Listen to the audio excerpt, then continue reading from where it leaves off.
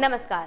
भारत के ग्रामीण और शहरी क्षेत्रों में कैंसर से पीड़ित महिलाओं में से 14% महिलाएं ब्रेस्ट कैंसर से ग्रसित होती हैं। देश में ब्रेस्ट कैंसर से पीड़ित महिलाओं के बचने की दर हालांकि 60% बताई गई है, लेकिन इनमें से 80% से ज्यादा महिलाएं 60 से कम उम्र वाली हैं। WHO के अनुसार ब्रेस्ट कैंसर से 2.09 मिलियन महिलाएं पीड़ित हैं और वैश्विक स्तर पर इसके कारण 6,27,000 मृत्यु हुई है। अगर ब्रेस्ट कैंसर का पता शुरुआत में लग जाए तो इससे बचाव के उपाय समय रहते किए जा सकते हैं। अब इसी के चलते डीप लर्निंग से जुड़ी IHC-NET नाम के एक मेथड को गुवाहाटी के institute of advance study in science and technology के शोधकर्ताओं ने विकसित किया है। वैज्ञानिकों की टीम ने एक ऐसा एल्गोरिथम विकसित किया है जो ये बताने में मदद करता है कि शरीर में मौजूद कैंसर टिश्यूज की सतह पर हार्मोन रिसेप्टर्स हैं या नहीं।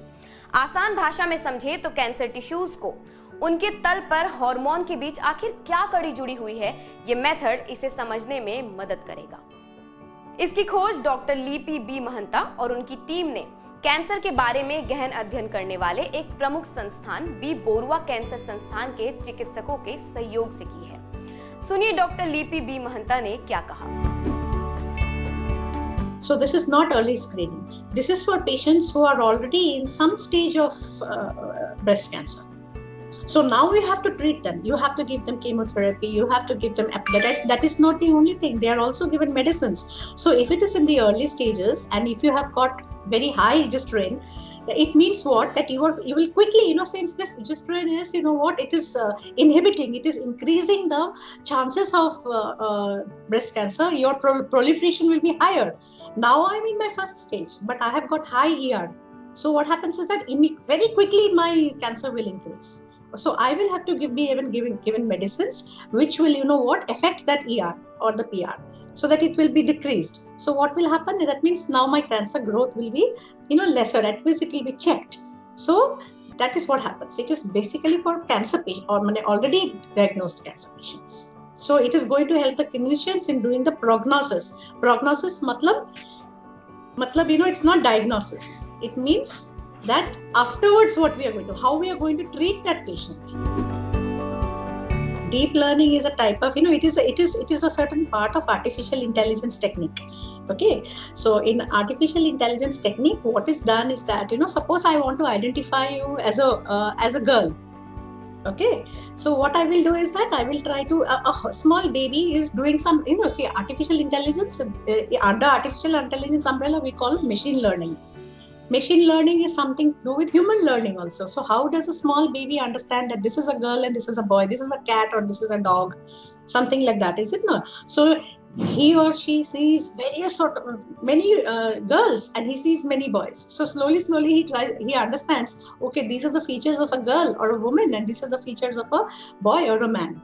Okay, so see, immediately I brought into topic another thing called features. Okay, so this is how we try to convert it into computer. We try to give the computer all different types of girl and say, see, these are the features of a girl. You try to slowly you try to understand that whenever you get another image, an unknown image, then immediately you will try to match the features and you will say whether this is a girl or a boy. So deep learning is again the latest technique which is under the umbrella of artificial intelligence, machine intelligence, deep learning. It goes deeper and deeper. Now say I see you and I see, okay, your hair is one thing, long hair. So it is a woman. Okay, but nowadays even boys are having long hair. Okay, so so immediately there will be a confusion. So maybe apart from hair, I will have to see something else. Okay, so I will try to see some feature in your body, maybe your voice, because everybody will be having a nose or something like that. See, I'm seeing the eye. If eye is not enough, then I will go deeper down. I will see into the eyeballs. If the eyeball is not enough, I will go deeper down. So I'm going deeper and deeper and deeper into the features. Okay, the deeper and deeper into you try to identify the features, the more the computer takes a lot of time and the coding is also harder. Okay, but then accuracy becomes, once I'm trained, then it becomes, it's flash of a second I can say that what is what. Okay, so that is the technique which is called deep learning, where we go deeper and deeper into the features of that particular type of image. And then we try to learn, we try to tell the computer that this is this and this is that. So we classify. किसे है ज्यादा खतरा?